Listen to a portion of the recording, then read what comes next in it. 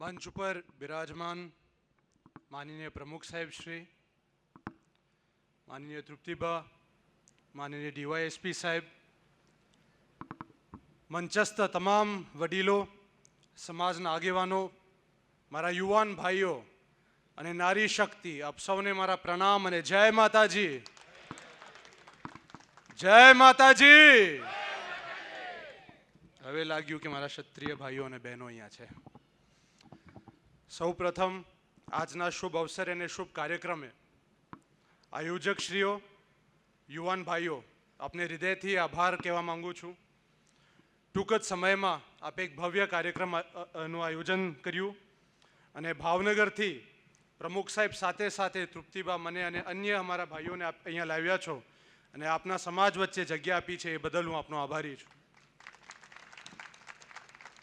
આજનો દિવસ, જે દિવસને અમે આજે યાદ કરીએ છીએ, ત્યાગ દિવસ, પ્રાતસ્મરણીય મહારાજા સાહેબને, એક નામદાર કૃષ્ણકુમારસિંહજીને યાદ કરીએ અને એમનું ત્યાગ અને એમનું બલિદાન, કે સૌ પ્રથમ પોતાનું રાજ્ય ભારત દેશને એક કરવા માટે સમર્પિત કર્યું, એવા એક પ્રાતસ્મરણીય મહારાજા સાહેબને જ્યારે યાદ કરીએ અને દિવસનું નામ જ્યારે એક ત્યાગ દિવસ તરીકે યોજાવામાં અથવા યાદ રાખવામાં આવે છે, ત્યારે મારા યુવાન ભાઈઓ અને બહેનોથી કહેવા માંગુ છું કે આજની 21મી સદીમાં આપણે શું ત્યાગ કરી શકીએ છીએ અને શું આપણે ત્યાગ ન કરવું જોઈએ.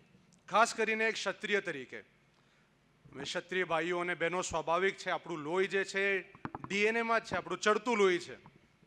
નાની વસ્તુ હોય એમાં ગુસ્સો આવી જાય, પણ વર્તમાન સમયમાં અગત્યનું છે બલ, બુદ્ધિ અને વિદ્યા, આ ત્રણેયમાંથી બલનું પ્રદર્શન નહીં પણ બુદ્ધિનું પ્રદર્શન સૌ પહેલાં કરવાની જરૂર છે.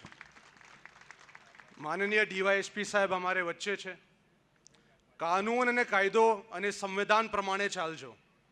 ભાવુક થઈને, જોશમાં આવીને હોશ નો ખોઈ બેસતા.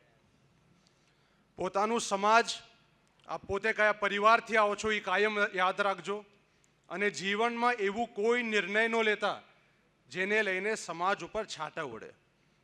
અમારા પૂર્વજો મહાન હતા, પ્રજાવત્સલ મહારાજા સાહેબ મહાન હતા, આપના પૂર્વજો મહાન હતા, આપ અને હું પોતે મહાન નથી. આજે પણ સ્નેહ, માન, સન્માન મળી રહ્યું છે એ પ્રાતસ્મરણીય મહારાજા સાહેબને લઈને મળી રહ્યું છે. મહાનગર બનવું છે, આવનારા 20-30 વર્ષ એવું કામ કરવું પડશે અને મહાન બનવા માટે એવું કામ ત્યારે જ થાય જ્યારે સમાજમાં એક એકતા રહે. છેલ્લા 3-4 વર્ષમાં એવા અન્ય સામાજિક મુદ્દા બન્યા છે જેને લઈને એક વાત તો આપણે ક્લિયર થઈ ગઈ છે કે સમાજમાં એકતા ચોક્કસ છે. તો કોઈ દિવસ એ બીક ન રહે કે સમાજના યુવાનો વચ્ચે એકતા ન રહે. હું એક નિશ્ચિત રૂપથી કહી શકું છું કે સોશિયલ મીડિયાના યુગમાં ક્ષત્રિય સમાજની જે એકતા છે યુવાનોમાં, ભાઈઓ અને બહેનોમાં, લગભગ બીજા કોઈ સમાજમાં ન હોય. નાનુંમાં નાનું જે મુદ્દો થાય, 5 મિનિટમાં અગર કોઈ વ્યક્તિએ સમાજ વિરોધ એવું બયાન આપ્યું હોય તો 5 મિનિટમાં આપ જો છો કે એની માફી પણ આવી જાય છે. તો આ એક સારી વાત છે, પણ આની સાથે બળનું પ્રદર્શન પહેલાં નહીં, બુદ્ધિનું પ્રદર્શન થવું જોઈએ અને ત્યાગ કરવું. ઘમંડને અને અહંકારને, આ બે વસ્તુનો ત્યાગ કરવો અગત્યનું છે અને બહુ જરૂરી છે. અને શું ત્યાગ ન કરવું જોઈએ? પોતાનું સ્વાભિમાન. ક્ષત્રિય સમાજનું એક જે સ્વાભિમાન છે એ કોઈ દિવસ એ સ્વાભિમાનને ત્યાગ ન કરતા, એવી મારી લાગણી છે અને વિનંતી છે બધાથી. અને છેલ્લી વાત એ કેવી છે કે અન્ય વર્ષોથી અમે જોઈ રહ્યા છે, ખાસ કરીને રાજકીય વાત ચાલે ત્યારે, કે ભગવો લહેરાય છે.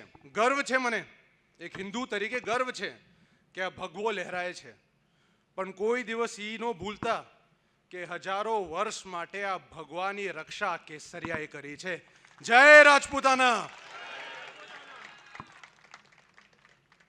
છેલ્લા 2-3 દિવસથી સોમનાથ મહાદેવ મંદિર પણ આપણે અન્ય ન્યૂઝ ચેનલમાં અને મીડિયામાં જોઈ રહ્યા છે. ત્યારે સોમનાથના રક્ષક અને જેમને લઈને સોમનાથ મંદિર આજે જીવતું છે એવા વીર હમીરજી ગોહિલના ચરણોમાં પણ કોટી કોટી વંદન.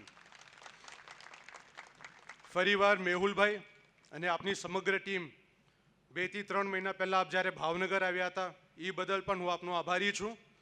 અને ખાસ કરીને મેહુલભાઈ, આપના પરિવારના વડીલો અને સમાજના વડીલો, હું આપનો આભારી છું, કારણ કે આ સંસ્કાર આપે મેહુલભાઈ અને એમના સમગ્ર યુવાનોને અને સમાજના યુવાનોને આપ્યો છે. આજના સોશિયલ મીડિયાના યુગમાં બહુ જરૂરી છે કે યુવાનો માટે માર્ગદર્શક તરીકે આપણા વડીલો હાજર રહે, અને એક સાચા માર્ગદર્શક તરીકે એટલે કે ક્ષત્રિય સિદ્ધાંતો શું હોય, ક્ષત્રિયની વિચારધારા કેવી હોવી જોઈએ. વિચારધારા આપની ભાજપની હોય, કોંગ્રેસની હોય, ત્રીજા ચોથા પક્ષની હોય, પણ કોઈ દિવસ આપણા સમાજ અને આપણા દેશ એ પ્રતિ જ હોવી જોઈએ. અને જેમને લઈને આજે હું અહીંયા છું, પ્રાતસ્મરણીય પ્રજાવત્સલ મહારાજા કૃષ્ણકુમારસિંહજી, અને એમના જ શબ્દો કે મારી પ્રજાનું કલ્યાણ થાય. આજે રાજા નથી, પ્રજા નથી, અમે એકબીજાના સાથી નગરજનો છે, તો સાથે રહીને સમાજને આગળ લઈ જવું છે.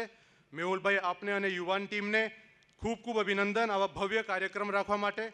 અને ફરીવાર એટલું જ કહીશ, આ પ્રથમવાર છે હું અહીંયા આવ્યો છું, પણ છેલ્લી વાર નથી. જ્યારે પણ આપને લાગે મારા લાયક કાંઈ પણ કામ હોય તો ચોક્કસ યાદ કરજો. ફરીવાર આ બધાને મારા જય માતાજી અને હર હર મહાદેવ.